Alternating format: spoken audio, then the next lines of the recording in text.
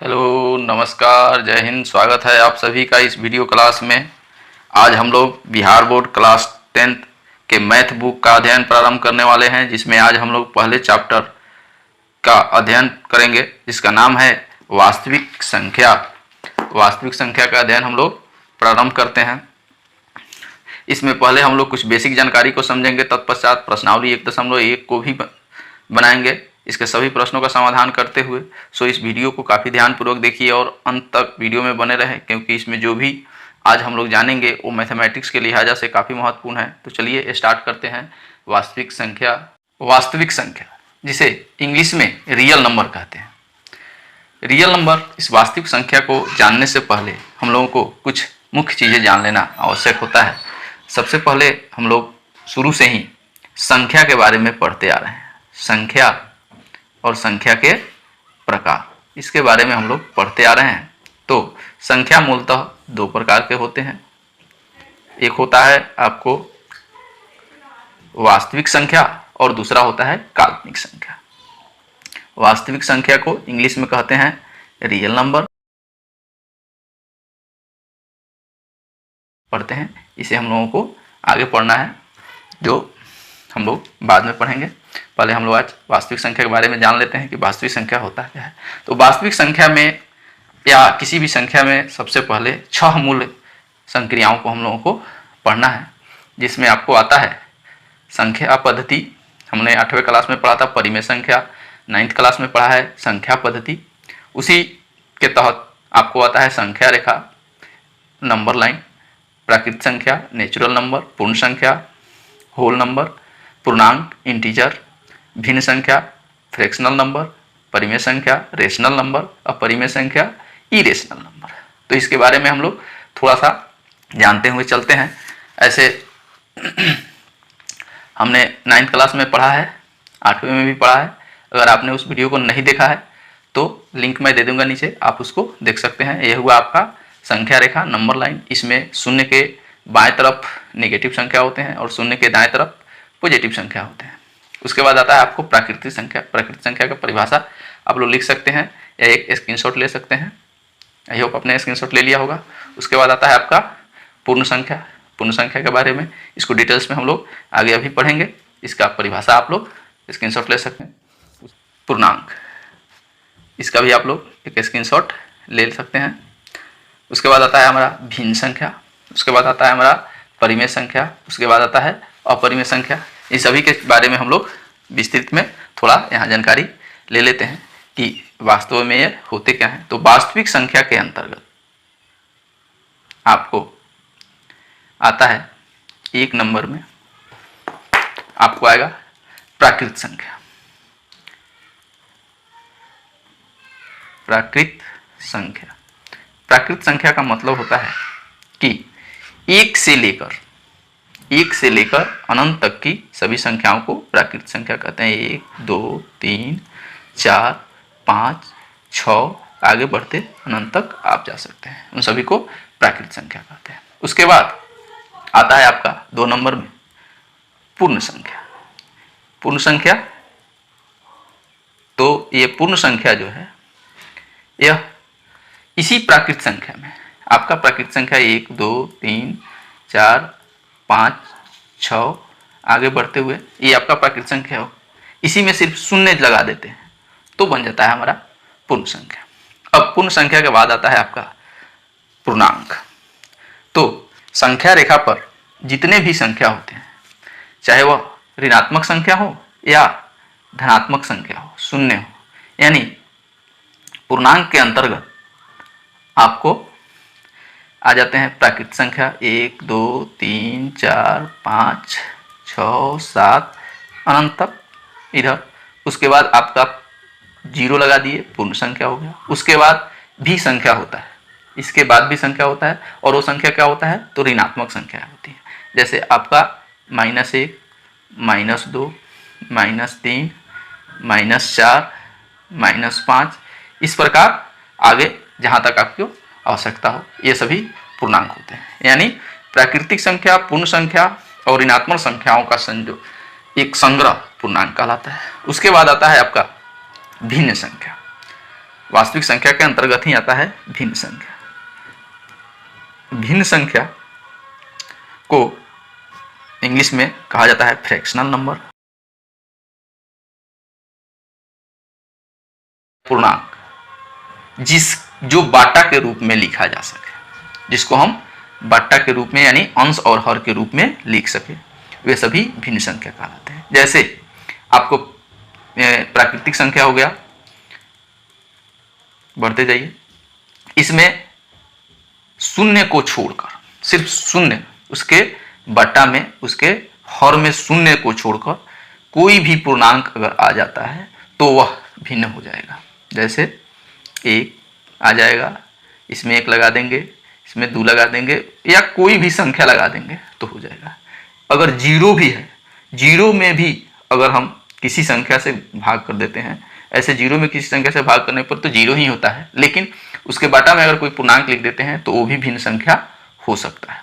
या कोई ऋणात्मक संख्या, उसके बाटा में भी अगर हम कोई पूर्णांक लगा देते हैं, वह ऋणात्मक हो या धनात्मक हो, लगा देते हैं तो वह भिन्न संख्या बन जाता है। और इसी भिन्न संख्या, प्राकृतिक संख्या, पूर्ण संख्या, पूर्णांक को जब हम एक साथ मिला देते हैं तो उसे परिमेय संख्या कहते हैं।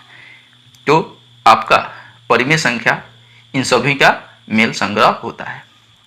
परिमेय संख्या को हम लोग इंग्लिश में कहते हैं रेशनल नंबर। इसे आप ऐसे भी लिख सकते हैं कि प्राकृतिक संख्या,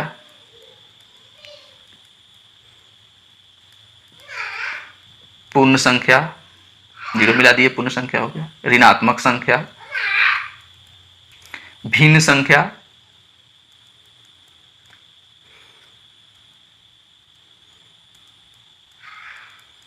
उसके बाद आपको इधर प्लस में भी आप लिख सकते हैं इत्यादि। ये सभी अगर एक साथ मिला दिए जाते हैं तो यह परिमेय संख्या बन सकता है। तो यहां हम लिख सकते हैं कि प्राकृतिक संख्या प्लस पूर्ण संख्या प्लस पूर्णांक प्लस भिन्न संख्या बराबर परिमेय संख्या।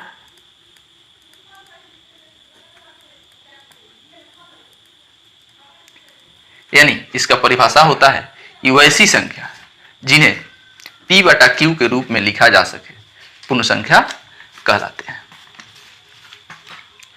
जैसे P बटा Q के रूप में लिखा जा सकता है। जैसे यहाँ आपको P बटा Q का मतलब हुआ P यानी अंश,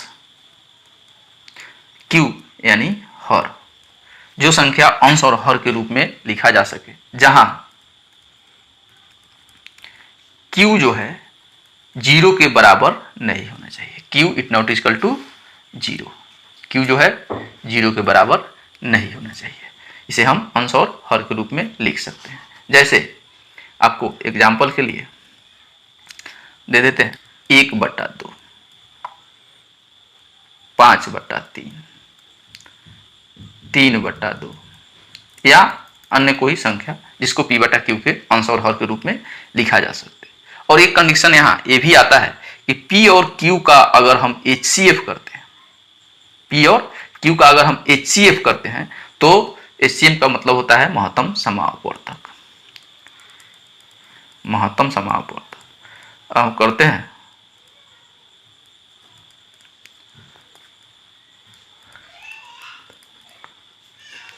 तो उसका HCF जो है 1 आना चाहिए। यह कंडीशन भी इस पर लागू होता है।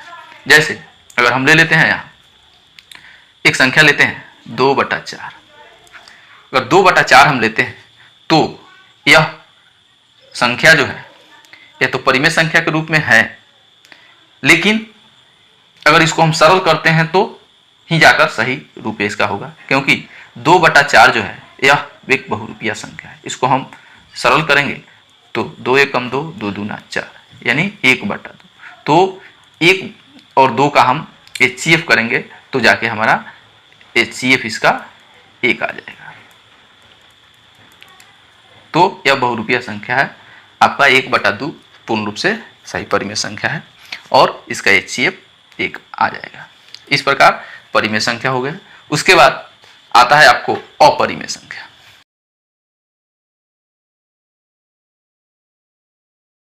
कहा जाता है इरेशनल नंबर। तो ये कंडीशन है कि जहां Q जो है इट नॉट इजकल टू 0 होना चाहिए, यानी Q 0 के बराबर नहीं होना चाहिए। अगर किसी संख्या में हम लिखते हैं और उसके बाटा में 0 लगा देते हैं तो यह अपरिभाषित हो जाता है, इसका कोई मान्य हल नहीं होगा, अपरिभाषित हो जाता है, इसका कोई मान्य हल नहीं निकलता है। इसलिए किसी भी संख्या के हर में 0 अगर होगा तो वह अपरिभाषित होगा, न वह परिमेय संख्या होगा न वह अपरिमेय संख्या होगा। इसलिए इसको हम लोग आगे डिटेल्स में पढ़ेंगे तो जानेंगे कि इस ऐसा क्यों होता है। सीधा अभी हम लोग अपरिमेय संख्या के बारे में ही जानते हैं। यहाँ हम लोग लिखेंगे जो संख्या परिमेय संख्या नहीं होती है, परिमेय संख्या नहीं होती है वह अपरिमेय संख्या कहलाती है, वह अपरिमेय संख्या कहलाती है।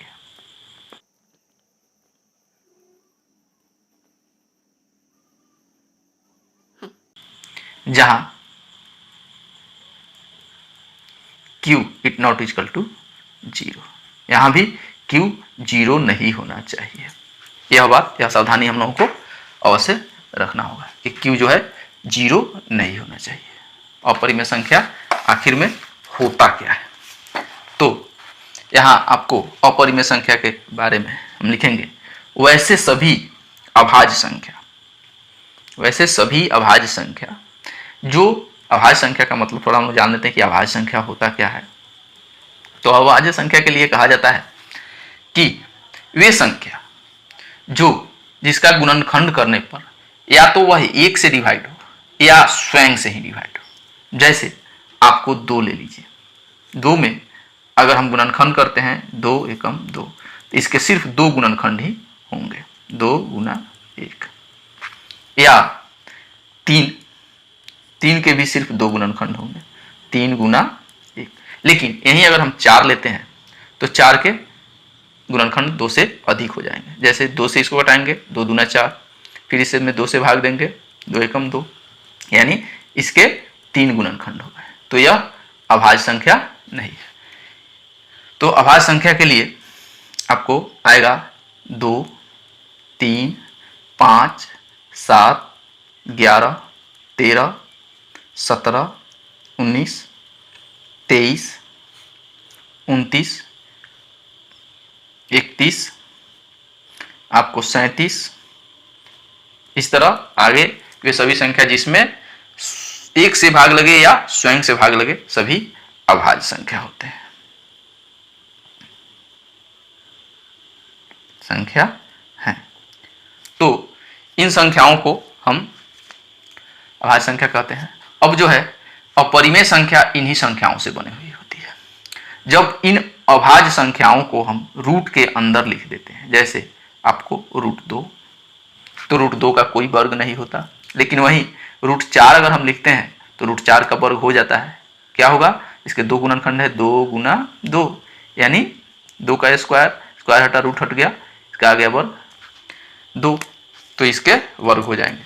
तो 4 जो है आपको अभाज्य संख्या नहीं है, ना ही अपरिमेय संख्या भी नहीं है। लेकिन √3 यह अपरिमेय संख्या होगा, यानी जितने भी अभाज्य संख्या हैं वे अपरिमेय संख्या हो सकते हैं, इत्यादि बढ़ते हुए चल जाइए। या उसके बाद आपको पाई भी एक अपरिमेय संख्या है, क्योंकि पाई को हम ऐसे लिखने के लिए तो लिख देते हैं 1.14, लेकिन यह बराबर माने यह अशांत दशमलव है, यह कटता कभी नहीं है। और उसके बाद अशांत दशमलव में भी यह ऐसे है जो एक संख्या के बाद दूसरा संख्या जो आएगा वह भिन्न होगा, दूसरे के बाद तीसरा भिन्न होगा, यानी इसमें एक दूसरे से मिलते हुए संख्या भी नहीं आते हैं। तो पाई भी आपका जो है वह एक अपरिमेय संख्या है। उसके बाद अगर इसी में कोई संख्या आ जाए और उस पर रेकरिंग हो जाए, जैसे आपको लिख दिया 2.13 इस पर रेकरिंग, तो इसका मतलब हो गया कि यह 3 बार बार रिपीट होते जा रहा है। तो इस प्रकार के संख्या आपको अपरिमेय संख्या नहीं होते हैं। लेकिन वैसे संख्या जो बार बार बढ़ते चले जाते हैं, इस प्रकार बढ़ते, इसको आप डिवाइड करके देख लीजिएगा, यह पूर्ण रूप से नहीं करता है। तो ऐसे संख्या जो अभाज्य हों या जो कभी नहीं कटते हों, जैसे आपको एक और संख्या मैं बता रहा हूँ 1.0001 इस तरह बढ़ते हुए, इसी प्रकार सारी संख्या जिनका दशमलव प्रसार अशांत हो और अनावर्ती हो, वे सभी अपरिमेय संख्या होते हैं। वैसे संख्या जिनके दशमलव प्रसार, वैसे सभी संख्या जिनके दशमलव प्रसार अशांत और अनावर्ती हो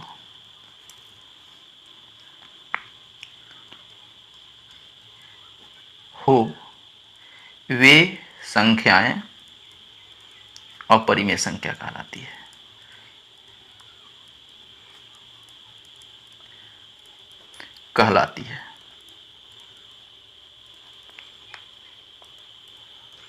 हो गया। तो मुझे आशा है कि आपने अपरिमेय संख्या के बारे में भी समझ लिया। अब हम लोग इस एक्सरसाइज को जानने के लिए, इस एक्सरसाइज में हम लोगों को प्रयोग करना है यूक्लिड के विभाजन प्रमेय, जिसको जानना हम लोगों के लिए आवश्यक है।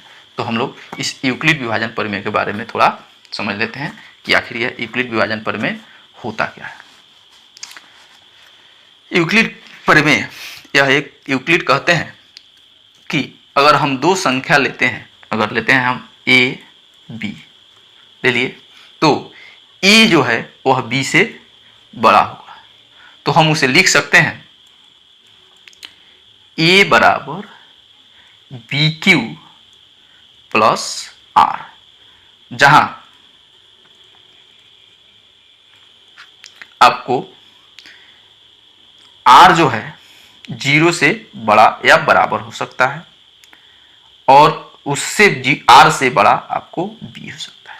ये आपको यह r b ये सब आखिर है क्या, यह बात हम लोग को जान लेना जरूरी है। तो आप लोग भाग बनाए होइएगा, भागा डिवाइड, उसमें आपको होता क्या है कि एक होता है भाज्य, उसके बाद एक होता है भाजक, उसके बाद होता है भागफल, और उसके बाद होता है शेषफल। तो यूक्लिड इसी को कहते हैं। इसको जो है a मानते हैं, उसके बाद इसको b मानते हैं, इसको q मानते हैं, इसको r मान लेते हैं, हम लोग इसको मान लेते हैं। अब यहाँ आपको भाजक, भाज्य, भागफल और शेष, यानी भाजक से हम लोग भाज्य में जो भी भाज्य हो, जो भी हमारा संख्या हो, उसमें भाग देते हैं। जैसे हम आपको यहाँ एक संख्या ले लेते हैं 5, 5 में हम 2 से भाग देते हैं, 2 से अगर हम भाग देते हैं तो 2 दूना 4, 4 हमारा इस 5 में से घट जाएगा, हमारा बच गया शेष, रिमाइंडर हमारा बच जाता है 1। तो यहाँ हमारा यह हो गया भाजक, ये हो गया भाज्य, और ये हो गया भागफल, और ये हो गया शेषफल। इसे आप लोग जानते होंगे, हमने इसे थोड़ा रिमाइंडर के लिए आप लोगों को समझा दिया गया है, जिसमें आपको जो है भाजक को कहा जाता है b, भाज्य को कहा जाता है a, भागफल को q और शेषफल को r कहा जाता है। तो यूक्लिड विभाजन प्रमेय का नियम है कि a = b × q plus r, यानी भाज्य बराबर भाजक गुना भागफल जोड़ शेषफल। यही आज तक हम लोग पढ़ते आ रहे हैं और यही नियम है यूक्लिड साहब का, यही नियम है। अगर इसमें हम लोग ने संख्या एक लिया था 5, तो 5 को हम लोगों ने लिखा था, हमारा भाजक जो था 2 था, भागफल हमारा 2 था और शेषफल हमारा 1 हुआ। तो इसमें 5 ये हो गए और इधर का क्रिया करते हैं 2 दूने 4 1 5, तो इसमें LHS बराबर है RHS के, ये हमारा LHS RHS बराबर हो गया। तो यूक्लिड विभाजन नियम यही कहता है।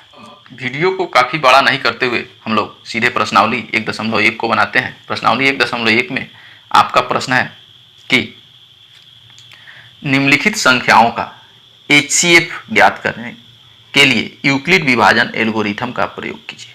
तो यूक्लिड विभाजन एल्गोरिथम हम लोगों ने समझा है कि उसमें होता है A =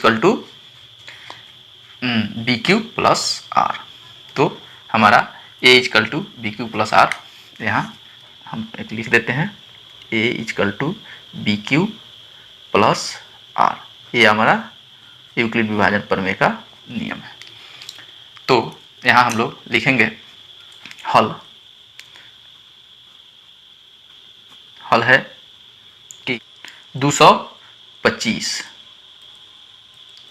और 135, इसमें जो संख्या बड़ा होता है उसको, ये 225 बड़ा है, 135 छोटा है, तो हम लोग लिखेंगे यूक्लिड विभाजन प्रमेय से, यूक्लिड विभाजन प्रमेय से हो गया। ये हमारा यूक्लिड विभाजन प्रमेय हो गया। अब जो है हम लोग इसको पहले सीधा भाग विधि से बना देते हैं और उसमें देखते हैं उस तरीके से। क्या है, हमारा बड़ा संख्या है 225 हो गया, 225 मेरा बड़ा संख्या है। इसमें हम लोगों को भाग यानी भाजक है हमारा 135, इससे हमको इसमें भाग देना है। तो 2 मरतबे करेंगे, 2 से लगाएंगे बड़ा हो जाएगा, 1 मरतबे इसमें लगाते हैं 135, इसमें से 135 माइनस करते हैं, 5 में से 5 गया 0, 12 में से 3 गया 9 हो गया। अब जो है हमारा ये आ गया, तो यहाँ लिखेंगे चरण 1, पहला चरण का क्रियाकलाप हम लोगों ने किया। तो चरण 1 में हमारा क्या है, 225 को हमने क्या किया, 135 से भाग दिया, तो हमारा इसमें भागफल आया 1 तथा शेषफल हमारा आया 90 हो गया। अब हम लोग यहाँ लिखते हैं, एक चरण है, अब दूसरा चरण। अब दूसरा चरण इसमें हम लोग करते हैं। तो दूसरा चरण में हम करेंगे क्या कि जो हमारा यह भाजक है इसको हम लोग यहाँ लिख देंगे।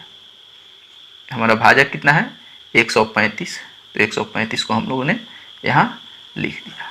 अब 90 से 2 बार लगाएंगे तो नहीं लगेगा, तो सिर्फ फिर यहाँ एक बार हम लोग लगाते हैं 90, घटा देंगे 90, तो 5 में से 0 गया 5, 13 में से 9 गया 4 हो गया। हमारा यहाँ क्या आया दूसरे चरण में, दूसरा चरण में हमारा 135 था, 135 में हमने क्या किया, 90 से भाग किया, भागफल हमारा शेष आया 1 आया और शेष हमारा 45 आया हो गया। उसके बाद हम तीसरा चरण है, क्योंकि अभी पूर्ण रूप से कटा नहीं है, तो तीसरा चरण यहाँ लगाएंगे जब तक शेषफल 0 नहीं आता है, महत्तम पूरा नहीं होता है। तो तीसरा चरण लिखेंगे। अब हम फिर इस यहाँ ये 90 है, इस 90 में इस 45 से भाग देंगे, भाग देते हैं, तो 45 दूना 90, यानी यह 2 मरतबे कट जाता है, 90 घटा देंगे 0 0 आ गया, यानी हमारा यह मासा पूर्ण हो गया।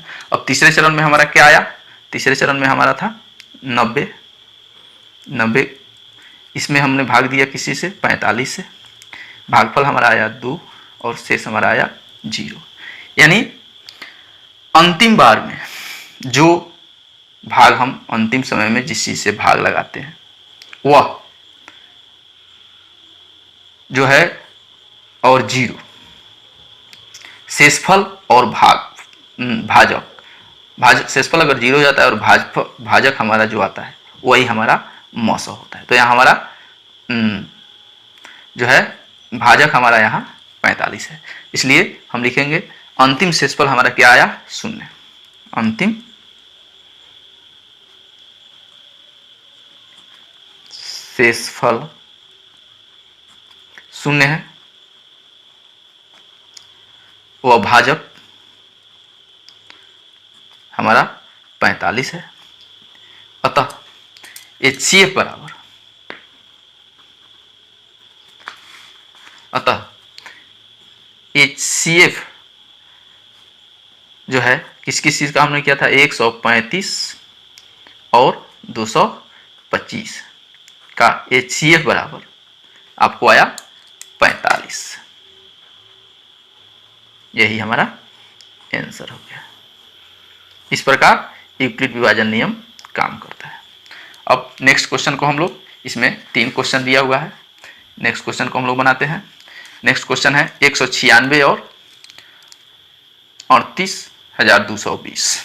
तो इसको हम लोग लिखते हैं दूसरा नंबर 196 और 38,220 हो गया। इसको फिर वहीं लिखेंगे हल। यहाँ आपको 38,220 बड़ा है 196 से, तो यूक्लिड विभाजन प्रमेय से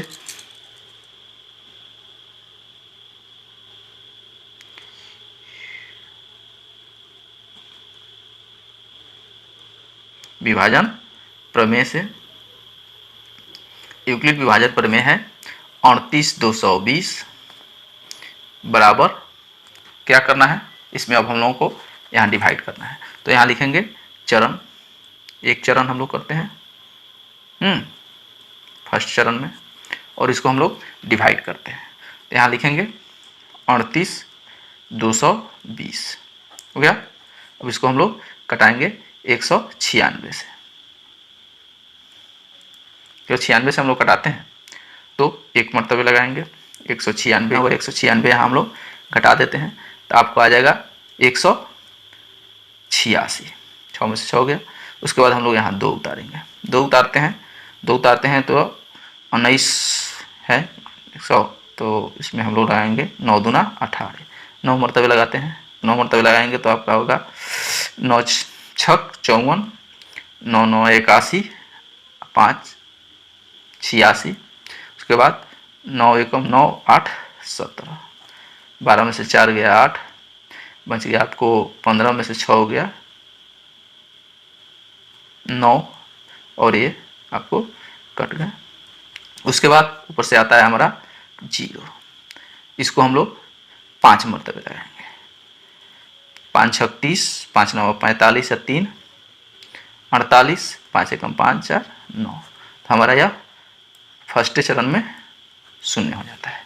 तो चरण 1 में यह 38,220 बराबर होगा 196 से हमने भाग दिया था, भागफल हमारा आया 195 और शेषफल आया 0।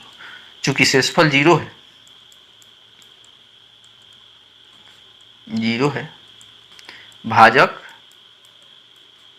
196, अतः HCF बराबर होगा 196, क्योंकि 196 से ही यह कट जा रहा है।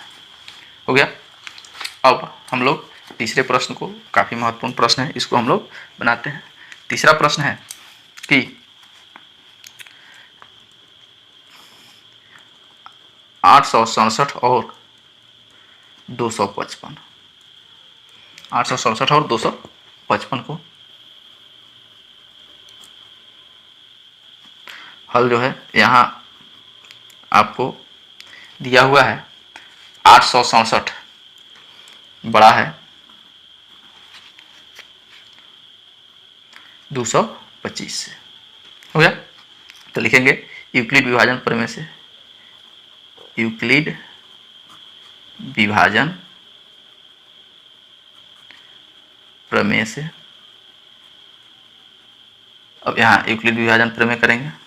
यहाँ हमारा 867 225 चरण 1 में लिखेंगे, एक फर्स्ट चरण में 867। अब इसमें को हम लोगों को बनाना है, तो इसमें हम लोग बनाते हैं 3 मरतबे यहाँ लगाते हैं, 3 से भाग देते हैं, 3 से भाग देंगे, 7 में से 5 गया 2, 6 में से 6 गया 0, 8 में से 102 आ जाता है। उसके बाद हम लोग लिख देंगे यहाँ 255 गुना 3 जोड़ हमारा शेषफल जो है 102 है, इसको लिख देंगे। अब यहाँ हम दूसरा चरण करते हैं, यहाँ लिखेंगे चरण 2। चरण 2 में हम लोगों को करना क्या है, यहाँ हमारा 255 को करना है, हम लोग कटाना है, तो 255 यहाँ हम लोग लिखेंगे। अब इसमें हम लोग 2 मरतबे लगाएंगे भाग, तो 204 आएगा, 204 इसमें से घटा देंगे, 5 में से 4 गया 1, 5 में से 0 गया 5 हो गया। यहाँ हमारा आता है भाजक है, भागफल है हमारा, भाजक हमारा 102, भागफल हमारा 2 और शेषफल है 51 हो गया। अब हम लोग तीसरा चरण करते हैं, तीसरा चरण है 102। 102 में हम लोग 2 मरतबे लगाएंगे 51 से, 102 होगा, यहाँ हमारा शेषफल 0 आ गया। तो हम लोग तीसरा चरण लिखेंगे, चरण 3 क्या है हमारा, 102 में हम लोगों को भाग करना है किसी से, 51 से, भागफल हमारा आया 2, शेषफल 0। तो अंतिम जो भाजक हमारा होता है वही हमारा HCF होता है। तो यहाँ हमारा HCF होगा, HCF बराबर 51। इस तरह हम लोगों ने इस प्रथम प्रश्न के तीनों प्रश्न को कर लिया।